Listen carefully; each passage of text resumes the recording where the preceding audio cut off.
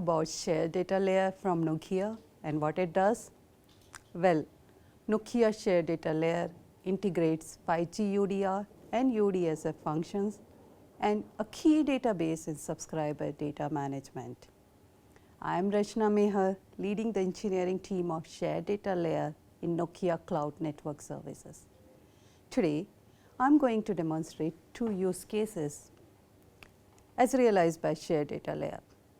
One, NUDSF service-based interface for unstructured data storage and retrieval. Here, we will show how ANF fulfills its repository requirements for AKMA data. The second use case is scalability aspect of SDL. Here, we will show the scaling up of the access node. To put this demonstration into the context, let me give you a brief overview of SDL first. As you must be aware of that, Nokia is the market leader in SDN solution with one NDS. Nokia shared data layer is the great evolution in subscriber data management towards cloud native and 5G. Nokia SDL is built on a rich heritage and its previous experience in delivering highly robust, performant and scalable solution.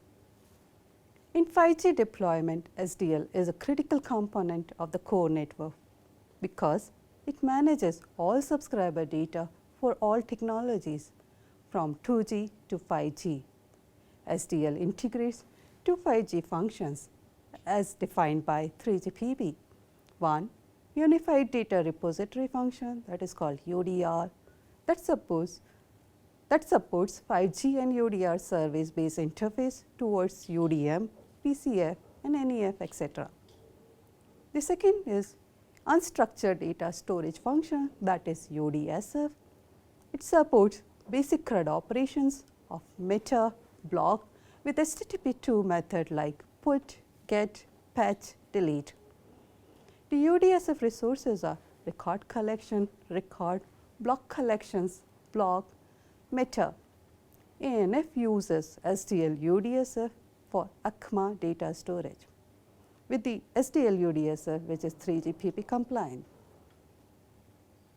5G consumer can own and define their own unstructured data and make programmable indexes for efficient searches using metadata tags. It also enables support of statelessness for 5G consumers, which improves reliability and resiliency of network functions.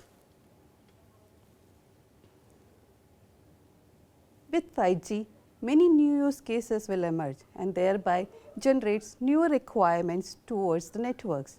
This calls for very robust, flexible, highly available, scalable and performant data layer.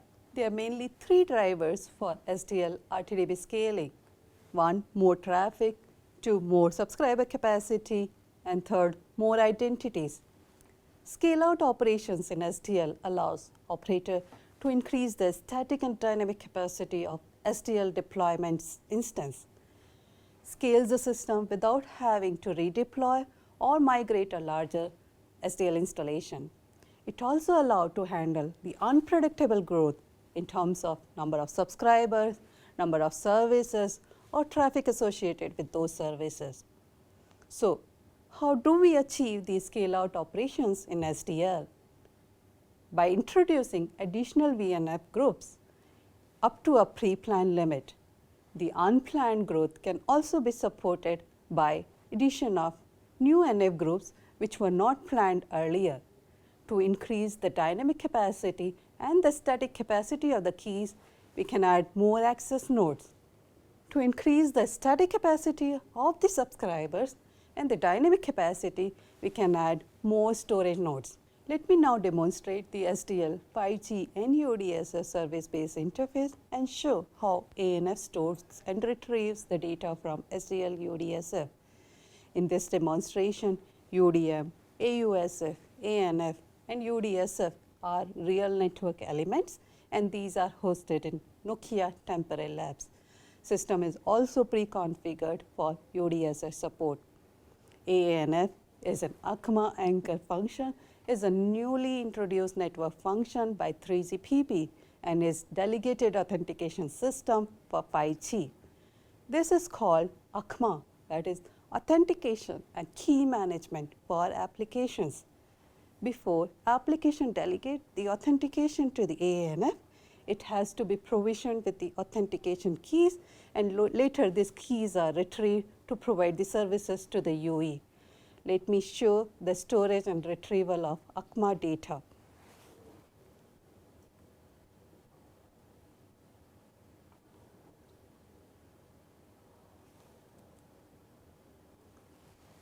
Here we see the ANF invokes the put request on the UDSF to create a new record to save the AKMA data in the metadata of the record.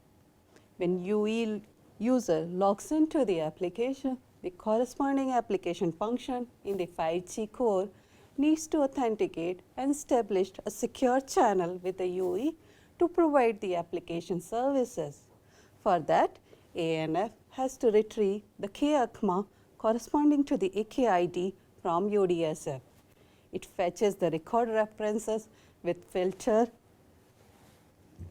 AKID, and then the metadata is fetched in the second GET request. So, in this demonstration, we have seen how ANF can store and retrieve the unstructured data from UDSF.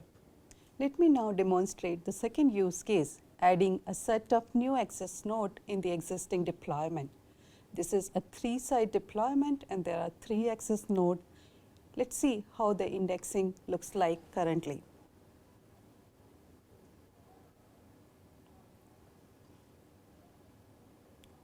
So, you see in the older access node we do have the arcs, and in the newer access node there is no arc. The system already has 3 new access nodes added. Now, let us do the invoke rebalance. Let us see the rebalancing status now.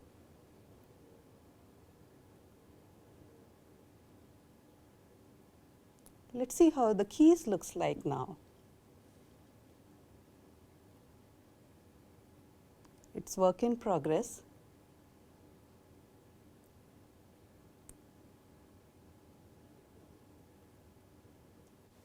See, now the keys are moved to the newer access node as well. Let us do the commit now.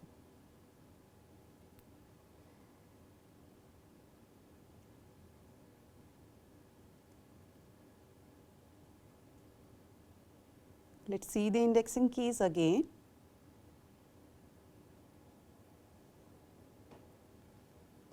You see, the keys which are no longer needed have been moved to the newer access node from the older access node. At this point in time, let us do the more provisioning and see how the keys will look like. The provisioning is ongoing in the background.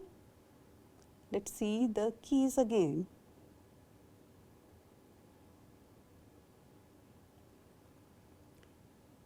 Here we see the more keys are added into the older access node and the newer access node as well. So, in this demonstration, we have seen how the RTDB access node can be scaled up to increase the dynamic capacity and the static capacity of the keys. As SDL is ready for UDR and basic UDSF functionality, which is in line with 3GPP, so make your 5G network stateless, reliable, resilient, scalable, and highly available with Nokia SDL, UDR, and UDSF. Thank you for watching. I am Rachna Mehar.